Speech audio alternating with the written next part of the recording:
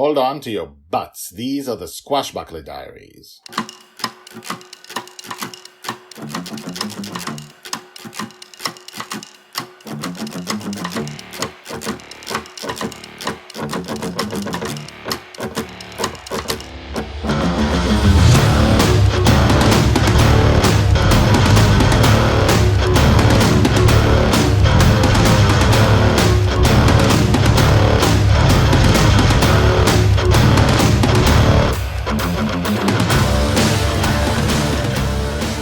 Welcome back. My name is Guy Hasson, and you're listening to the Squashbuckler Diaries podcast, the epic fantasy podcast about Joy, Shelley, the girl who lives in dreams. She lives a life of adventure with a father who is only there when he sleeps. He appears in a dream on Bonny's Revenge, on the deck.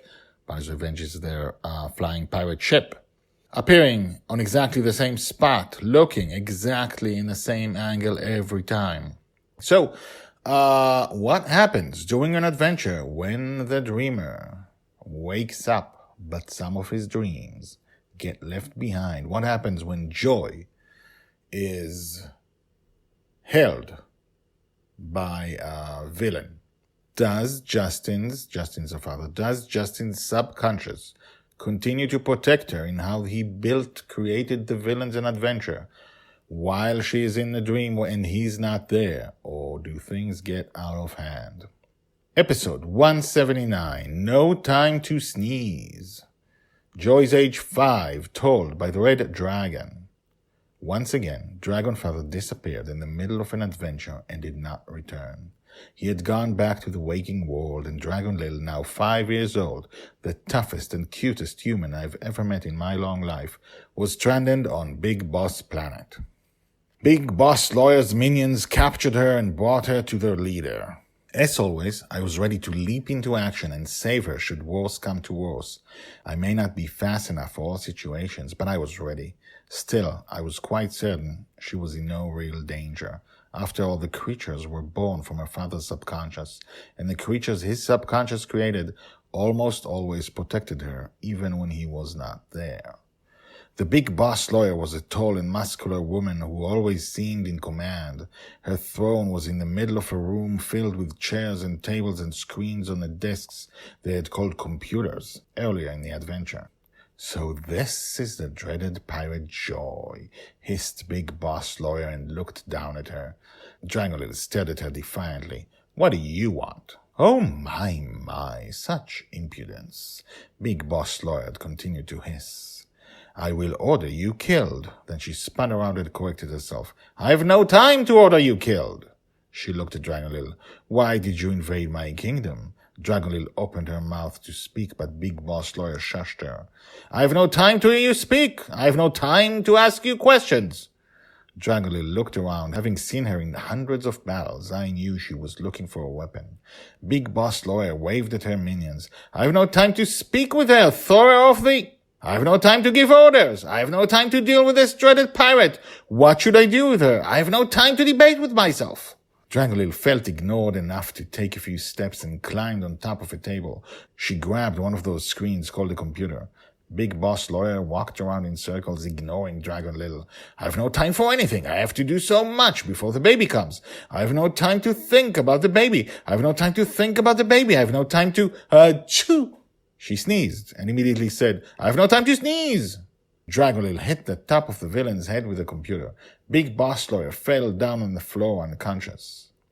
Dragonlil looked at her minions. I am the dreaded pirate Joy. Run if you want to live. The minions turned around and ran away. Dragonlil jumped off the table and tied Big Boss Lawyer's hands behind her back with computer cables. When Big Boss Lady awoke, Dragonlil led her all by herself back to Bonny's Revenge and into an empty cell in the infinite prison in the belly of the ship. I felt so proud of my Dragonlil at age 5, surrounded by villains. She defeated them without effort. This would give her a chance, only a small chance of survival, when she starts facing the dangers that awaited her outside her father's dreams, where the villains are worse and her father's subconscious would not protect her. I worried for her as I worried every day, knowing how many are looking for her. But that day, for a few minutes, I felt hopeful. Told by the Red Dragon. Hashtags Joy, Justin, Big Boss Planet, Big Boss Lawyer. And so we see, not only does the world protect Joy, Joy knows how to behave in the world he's created. She knows how to win battles. She doesn't panic. She's been doing this. She's like a veteran. She's 5 years old now, and she's been doing it for 5 years. And she's seen someone who always wins do this. So she knows a certain set of rules and how to survive. Now, what we don't know is who is Justin. And since the Red Dragon doesn't know anything about Justin's life, right? And Justin isn't the one telling the story. So we don't know. Our only path to knowing what he is actually like and what his world is like is every so often he says something, and sometimes his dreams reveal something about his life. And this is not the first time they do, but remember this, because, as I said, everything's an Easter egg. And his dreams tell us something about who he is and what he is like and what his world is like in his actual waking world. So, hope you enjoyed this one. Tomorrow's episode is called If I Only Had a Heart, so join us tomorrow. And now, the credits. The Squashbuckler Diaries are written and read by me, Guy Hasson. All the tags mentioned in this story are searchable at the website.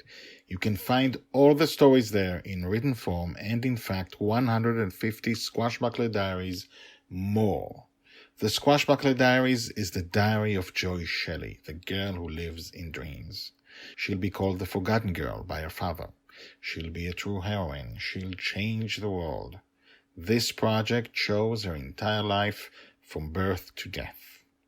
Check out the website at guyhasson.com. That's GUYHASSON.com. I've been an author and a playwright for more than 30 years, and this is the first time I've used the guyhasson.com website, because The Girl in the Dream is my life project. If you have questions, if you want to comment, please do.